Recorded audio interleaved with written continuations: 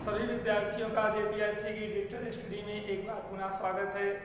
प्रिय विद्यार्थियों, आज का वीडियो कक्षा 11 के उन सभी विद्यार्थियों के लिए है जो हमारे साथ ऑनलाइन शिक्षा ग्रहण कर रहे हैं। काव्य संकलन के दूसरे पाठ का हम आज आरंभ करेंगे। यह पाठ सूरदास जी के सूरसागर के कुछ पदों से संबंधित है, जिनमें कुल 12 पद आपके पाठ्यक्रम में हैं। इन 12 पदों की व्याख्या हम सरल सहज ढंग से समझेंगे। परीक्षा में जो प्रश्न आता है, इस प्रकरण से 10 अंक का आता है। कोई पद्यांश दिया जाता है और संबंधित पद्यांश से पूछे गए संबंधित प्रश्नों का उत्तर आपको लिखना रहता है। तो आए और सूरदास जी के द्वारा प्रवाहित की जा रही भगवान कृष्ण की मंदाकिनी में गोता लगाते हैं। हम पाठ्य पुस्तक के सहारे पदों को पढ़ेंगे, उसके बाद कठिन शब्दों का अर्थ बताएंगे, उस पद्यांश पर कैसे प्रश्न बन सकते हैं इसको बताएंगे और साथ ही साथ उस प्रश्न के उत्तर को सरल ढंग से लिखने का तरीका बताएंगे। तो आए और अविलंब सूरदास जी के द्वारा प्रवाहित भगवान कृष्ण की मंदाकिनी में गोता लगाएं, अर्थात भाव विभोर होकर के, आनंदित होकर के पढ़ाई करें, क्योंकि ज्ञान का जो मूल उद्देश्य है वह क्या है? आनंद। ज्ञान को हम धन के रूप में, संतुष्टि के रूप में, भौतिक साधनों के रूप में प्रयुक्त करते हैं ताकि उन सब चीजों से हमें आनंद मिले। धन कमा लें, आनंद मिले, भौतिक संसाधन बना लें, आनंद मिले। लेकिन ज्ञान का जो वास्तविक आनंद कारक है वह परमात्मा की स्तुति है। इसलिए भक्त सूरदास जी के द्वारा इन पदों को हम बहुत ही तन्मय होकर के पढ़ेंगे। देखें, पद है अब कहीं राख ले भगवान। इस संपूर्ण पद को प्रसंग के रूप में समझें। इस पद में जीवात्मा रूपी एक पक्षी वृक्ष की शाखा पर बैठी है। नीचे से बहेलिया उसको मारने के लिए बाण का संधान किए हुई है और ऊपर से बाज पक्षी उसको खाने के लिए आतुर हो रहा है। दोनों प्रकार से वह डरा हुआ है। अगर वह शाखा पर बैठा रहे, जिस स्थान पर बैठा है, तो बहेलिया उसे बाण का संधान करके मार देगा और यदि वह उड़ जाए तो ऊपर से बाज पक्षी खाने के लिए लालायित है। प्रिय विद्यार्थियों, ठीक यही स्थिति जीवात्मा की है। सूरदास जी का यह पद दार्शनिक मत से बहुत प्रसिद्ध है और हमें शिक्षा दे रहा है। ध्यान दें, जीवात्मा की स्थिति यही है, चारों तरफ से दुख है। अब उस चारों तरफ से घिरे दुख से आप कैसे निकल सकते हैं, उसका एकमात्र सहारा पद के अंत में देखेंगे। तो आए पढ़ें। वहां जीवात्मा रूपी पक्षी कह रहा है कि अब कहीं राख ले हूं भगवान, हे प्रभु इस बार मेरी रक्षा कर लीजिए। अगर इस बार आपने हमें बचा लिया तो मैं जीवन भर आपकी स्तुति करूंगा। यही कहता है जीवात्मा ना, हे प्रभु अब की पास कर दीजिए, अब अगली बार से खूब मेहनत करेंगे, समय का दुरुपयोग नहीं करेंगे या किसी भी संकट में है। लेकिन जब वह व्यक्ति उस संकट से निकल जाता है तब क्या कहता है? एको अहम द्वितीयो नास्ति। कितना मैंने बहादुरी पूर्वक किया, मेरे अतिरिक्त इस संसार में कोई नहीं है। मैं अपनी बुद्धि से, अपनी चातुर्यता से, अपने धन वैभव से संसार का एकमात्र सबसे अच्छा प्राणी है। लेकिन वास्तविक स्थिति देखिए, पद में सूरदास जी लिख रहे हैं, वह जीवात्मा भगवान से निवेदन करते हुए कह रही है, हे प्रभु इस बार मेरी रक्षा कर लीजिए। विडंबना क्या है? हाँ अनाथ बैठो ध्रुम डरिया। लेकिन ध्रुम का मतलब होता है वृक्ष, डरिया का मतलब शाखा, बीच में चिन्ह लगा। यह चिन्ह बता रहा है कि इसमें रूपक अलंकार है, क्योंकि उपमेय पर उपमान का आरोप किया गया है। इस संसार रूपी वृक्ष पर जीवात्मा रूपी पक्षी बैठी है और पारज साधे बाण। पारज क्या मतलब? बहेलिया। वह शिकारी साधे बाण का संधान किया हुआ मारने के लिए। और ताकई डर में भाजो चाहत, उस बहेलिये के बाण से बचने के लिए मैं भगना चाहता हूँ, उड़ना चाहता हूँ, परंतु ऊपर ढुके सचान। सचान का मतलब होता है बाज। ऊपर से बाज पक्षी हमें खाने के लिए लालायित है। दोनों प्रकार से दुख है ना, बैठा रहे तब भी मार दिया जाएगा, उड़ेगा तब भी मार यही जीवात्मा की समस्या है। क्या करें क्या ना करें। दुहु भांति दुख भयो आनी, या कौन उबारे प्राण। हर प्रकार से दुख है प्रभु, ऐसे में मेरे प्राण की रक्षा कौन कर सकता है, कौन कर सकता है। देखिए नीचे, सुमिरत ही अहि दसो पारधी। जैसे जीवात्मा सबसे रहित होकर के उसने मान लिया हे प्रभु, हे जीवन दाता, अब आपके अलावा संसार में मुझे कोई नहीं बचा सकता। तो जब इस भाव से उस जीवात्मा ने भगवान से प्रार्थना की तो परिणाम क्या होता है। सुमिरत ही, जैसे सुमिरन हुआ अहि डस्यो, अहि का मतलब होता है सर्प। सर्प ने किसको डरा, डसा पारधी को। नीचे से बहेलिया अपने बाण लगाने में एकदम तन्मय है, चूर है, ना कहीं से निशाना गड़बड़ा न जाए। पीछे से सर्प आया और उसके पैर में डंक मार दिया और कर छूटे संधान। जैसे ही बहेलिया को सर्प ने डसा, कर का मतलब हाथ से, संधान बाण का जो निशाना था वह छूट गया और सूरदास सर लगे और सचान है। सूरदास ही कह रहे हैं कि जो सर था, सर का मतलब बाण था, किसको लगा, सचान, बाज पक्षी को। जय जय कृपा निधान। देखिए इसीलिए कहा जाता है सर्प भी मर गई और लाठी भी नहीं टूटी।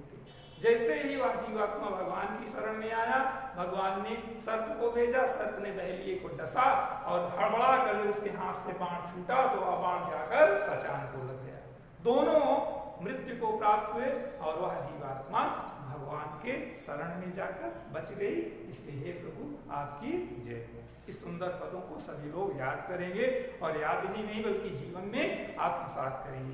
काव्य सौंदर्य का इस प्रकार है, ब्रज भाषा में लिखा गया सूर सागर, संपूर्ण सूर सागर ब्रज भाषा में लिखा गया। इसलिए मैंने जो काव्य सौंदर्य लिखा है वो सभी पदों में आप लिख सकते हैं। रस शांत है, अलंकार रूपक है ना, गुण माधुर्य है, प्रसाद ओज और माधुर्य, ये 3 गुण होते हैं। तो अब भगवान की स्तुति करने के बाद दूसरे पद में पुनः एक जीवात्मा पक्षी के द्वारा सूरदास जी भगवान से निवेदन करते हुए कह रहे हैं कि मेरो मन अनत कहाँ सुख पाए। अनत, अनत का लोग कहते हैं जैसे अवधि में अंतजा न, ये देश शब्द है ब्रज भाषा। हे प्रभु मेरा मन आपके अतिरिक्त और कहाँ सुख प्राप्त कर सकता है। जैसे उड़ी जहाज को पक्षी पुनि जहाज पर आवे। ये दृष्टांत जो है या उस प्रसंग का है कि एक मान लीजिए सागर है, समुद्र है और उस समुद्र में एक जहाज तैर रहा है। एक जीवात्मा रूपी पक्षी नीचे तट पर बैठी थी।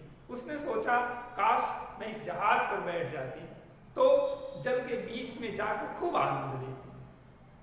वही किया उसने, उड़ करके बैठ गया। अब जब जहाज पर बैठ गया तो चारों तरफ पानी ही पानी है, उसके खाने पीने के लिए कोई संसाधन नहीं है। पहले क्या सोचा, जहाज पर बैठ जाते खूब आनंद आया। जहाज पर बैठ गया तो खाने के लिए नहीं। यही जीवात्मा की स्थिति है ना, जो आप सोचते हैं वो होता नहीं है। अगर किसी प्रकार से हो भी गया तो दूसरी इच्छा आपकी बन जाती है। तो सूरदास जी लिख रहे हैं कि जैसे उड़ी जहाज को पक्षी पुनि जहाज पर आवे, कमल नयन को छाड़ी महात्म दुर्मति कूप खनावे। ध्यान दें विद्यार्थियों, हमें देवी देवताओं की स्तुति नहीं करनी चाहिए, ये हमारा शास्त्र कह रहा है, क्योंकि सभी देवी देवता वो ईश्वर से बंधे हुए हैं। तो हमें डायरेक्ट मालिक से संबंध रखना चाहिए ना। जैसे चपरासी से शिक्षक से संबंध रखेंगे थोड़ा बहुत तो कम, और डायरेक्ट आपके कार्य के लिए प्रिंसिपल से संबंध है तो आपका कार्य हो जाएगा ना। तो उसी प्रकार से सूरदास जी कह रहे हैं कि कमल नयन को छाड़ी महात्म, कमल सदृश सुंदर नेत्र वाले भगवान कृष्ण को छोड़ करके और देव को ध्यान। ये मूर्खता है कि अन्य देवी देवताओं को ध्यान। अरे भाई रसगुल्ला नहीं तब आप लड्डू खाओ ना। जब आपके हाथ में छेना है, रसमलाई है, उसको छोड़ करके लड्डू देख रहे हो तो मूर्खता है कि नहीं है। आगे देखिए दूसरे उदाहरण से, परम गंग को छाड़ पियासो दुर्मति कूप खनावे। दुर्मति मतलब मूर्ख है वह व्यक्ति जो पवित्र गंगा को त्याग करके पीने के लिए कुएं का निर्माण करे। गंगा में है, प्यास लगी है, लेकिन कुआं खोदना चाह रहा है। मूर्खता ये ना। हम परमात्मा के हैं तो परमात्मा से जुड़े रहें। और आगे उदाहरण, जिह मधुकर अंबुज रस चाख्यो क्यों करील फल पावे।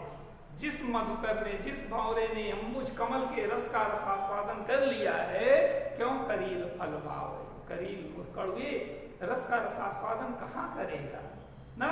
तो उस अंबुज रस के समान जिसने भगवान कृष्ण का, भगवान राम का गान कर लिया है, उनकी महिमा को जान गया है, वो दूसरे अन्यत्र स्थान पर कैसे जा सकता है? कभी नहीं जाएगा। सूरदास प्रभु काम धेनु तधि छेरी कौन दुभावे। सूरदास जी कह रहे हैं, क्या कभी आपने देखा है कि कामधेनु सदृश सुंदर गाय को छोड़कर छेरी, छेरी बकरी अर्थात बकरी का दोहन करेगा? नहीं करेगा। आपके पास सुंदर गाय है, भैंस है, और कोई कहे भाई बकरी ले लो, हमें अपनी गाय दे दो, देंगे? नहीं देंगे ना। तो इस प्रकार से इस पद में सूरदास जी ने उस परम पिता अविनाशी परमेश्वर की स्तुति की है। उसके अतिरिक्त हमें किसी का शरण नहीं जाना चाहिए। एक मात्र, एक भरोसो, एक बल, एक आस विश्वास, उसी पर अपना बल विश्वास सब रखना चाहिए। कहीं इधर कहीं उधर हमें भटकना नहीं चाहिए। इसका उद्देश्य विद्यार्थियों के लिए जो दूसरा है कि हमारा जो एक मुख्य उद्देश्य है, लक्ष्य है, उसी की तरफ डटे रहें निरंतर, जरूर लक्ष्य प्राप्त करेंगे। किसी ने कहा ये कर लो, किसी ने कहा वो कर लो, आप कुछ नहीं कर पाओगे। तो प्रिय विद्यार्थियों, इन दोनों सुंदर पदों के बाद सूरदास जी भगवान कृष्ण की बाल छवि का वर्णन किए। और जब बाल छवि आती है तो जो आपका रस है, ये शांत रस के स्थान पर कौन सा रस हो जाता है?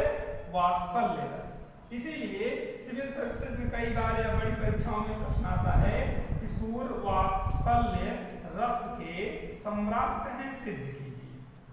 तो 9 रसों के बाद जो 10 रस है, 10वां रस है वात्सल्य रस, प्रतिपादक सूरदास जी। सूरदास अपने सूर सागर में भगवान कृष्ण की बाल छवि का वर्णन करते हुए लिख रहे हैं, हरजू की बाल छवि कहाँ वरन। भगवान कृष्ण की बाल छवि का वर्णन करता हूँ। सकल सुख की सीयू कोटि मनोज शोभा हरनी। भगवान कृष्ण सभी सुखों को देने वाले हैं, करोड़ों कामदेवों की शोभा को हरने वाले हैं। मनोज का मतलब कामदेव। लोगों को सुंदरता कामदेव से मिलती है, लेकिन कृष्ण की सुंदरता ऐसी है कि करोड़ों कामदेव भी लालायित रहते हैं कि काश हम भी ऐसे होते। आगे बढ़ें। कृष्ण के शारीरिक अंगों की सौंदर्यता सूरदास जी ने इन पंक्तियों में, भुज भुजंग, कृष्ण की भुजाएं सर्प के समान, ना सलिल, नेत्र जो है वो सलिल, उपमा अपर दुर्डर। और बात समझे विद्यार्थियों, कुछ लोगों को अपने जीवों पर, अपने अपने गुणों पर अभिमान हो गया, तो कृष्ण से सब प्रतियोगिता कर ली। अब उसका उदाहरण देते हुए सूरदास जी लिख रहे हैं कि भुज भुजंग सरोज नयनन बदन विदुचित लरन। ना भुज भुजंग, सर्प को अपनी भुजाओं पर अभिमान था। सरोज नयनन, कमल को अपनी सौंदर्यता पर अभिमान था। बदन विधु, विधु का मतलब चंद्रमा, चंद्रमा के को अपने गौर वर्ण पर अभिमान था। जित लरन, इसलिए सभी लोग भगवान कृष्ण से लरन का मतलब लड़ाई की, प्रतियोगिता की। लेकिन जब कृष्ण के सम्मुख पहुंचे तो ऐसे धराशायी हो गए। नीचे की पंक्ति देखें, रहे विवरण, भगवान को देखते ही सर्प इतना शर्माया, भगा, वहां से कहाँ चला गया? विवरण, बिल में रहने लगा। और सरोज सलिल, ना सरोज कमल में, कमल जो है वो सरोवर में चला गया। और चंद्रमा नभ में भग गया, आसमान में भग गया। उपमा धुरी डर, कृष्ण की उपमा से डर कर। मंजु में चक मृदुल तन अनहरत भूषण फरन, मनो सुभग सिंगार शिस्तर फर्यो अद्भुत फरन। तो हमने बताया मन मानो जन जानो शब्द जहां हो वहां पर प्रेक्षा अलंकार होता है। तो इस प्रकार से सूरदास जी कह रहे हैं कि भगवान कृष्ण की सुंदर शरीर पर ऐसे आभूषण विद्यमान हैं कि उनको देखकर ऐसा लगता है मानो धरती पर श्रृंगार का वृक्ष उगाया है और उन वृक्षों पर ऐसे आभूषण सुशोभित हो गए हैं। चलत पद प्रतिबिंब मनि आंगन घुटुरवन करन। जब नंद बाबा के आंगन में घुटने के बल कृष्ण चलते हैं तो उनको देखकर जलज संपुट सुबग छवि भर लेति उर्जन धरन। ऐसा लगता है जैसे पृथ्वी कमल से भर गई हैं। पूर्ण फल अनुभवत सुतः विलोकित नंद गगन। घुटनों के बल चलता देखकर नंद बाबा की औरतें अर्थात माँ यशोदा आदि अपने पूर्ण फल का अनुभव करने लगती हैं। सूर प्रभु की उर्वशी किलकन ललित लरखरन। सूरदास कह रहे हैं भगवान कृष्ण की वह वात्सल किलकारी रूपी दृश्य मेरे मन में बस गया है। तो प्रिय विद्यार्थियों, आज के वीडियो में हम सूर के शांत रस और वात्सल्य रस के पदों का अध्ययन किए। कल के वीडियो में हम पुनः शेष पाठ्यक्रम को पढ़ेंगे।